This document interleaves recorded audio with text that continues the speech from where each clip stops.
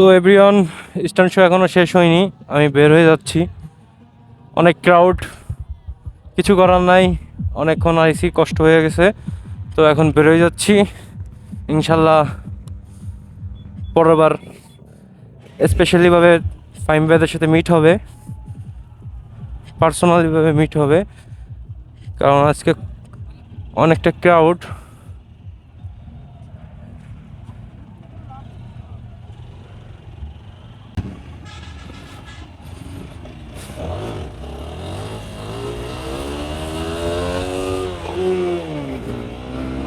তো গাইস, বের হয়ে যাচ্ছি, অনেক ভালো লাগলো, স্ট্যান্ড শোটা এনজয় করলাম।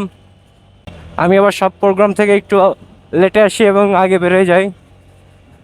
তো আজকে প্রোগ্রামে আমি আগে চলে আসছিলাম, যেহেতু RS ফাইম ভাই আসছে, যার জন্য।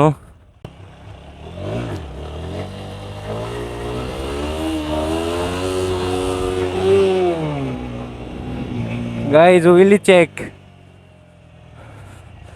তাদের স্ট্যান্ড দেখে আমারও স্ট্যান্ড করতে মন চাচ্ছে, না করে আর পারলাম না। আজকে শাহরিয়ার ভাই সবাই দিয়ে খুব বিজি, কারণ তার মাধ্যমে এত বড় একটা প্রোগ্রাম চলতেছে। সিম্পলি বিষয় তার বিজি থাকারই কথা। সিফাত আদনান সেও আসছিল। তো অনেক স্ট্যান্ড রাইডার বিভিন্ন জায়গা থেকে আসছে, অনেকে মাঠে নামছে।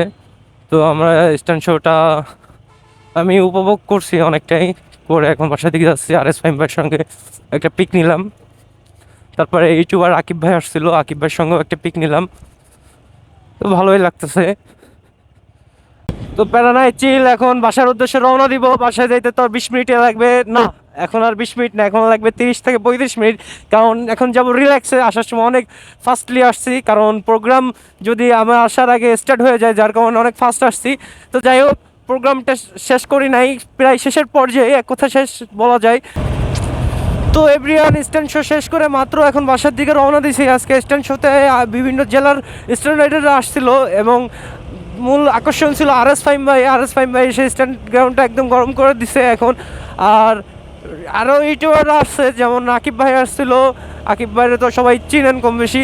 আকিব ভাই আসছিল, তো তাদের সঙ্গে কিছু টুকটাক ছবি তুলে এবং ভিডিও করে দেন। স্ট্যান্ড শোটা শেষ করে এখন বাসার উদ্দেশ্যে রওনা দিছি। তো আজকের ভিডিওটা এই পর্যন্তই, দেখা হবে নেক্সট কোনো ব্লগে। ততক্ষণ সবাই ভালো থাকবেন, সুস্থ থাকবেন এবং ভাইয়ের পেজটাকে ফলো করে সাথে থাকবেন। আল্লাহ হাফেজ।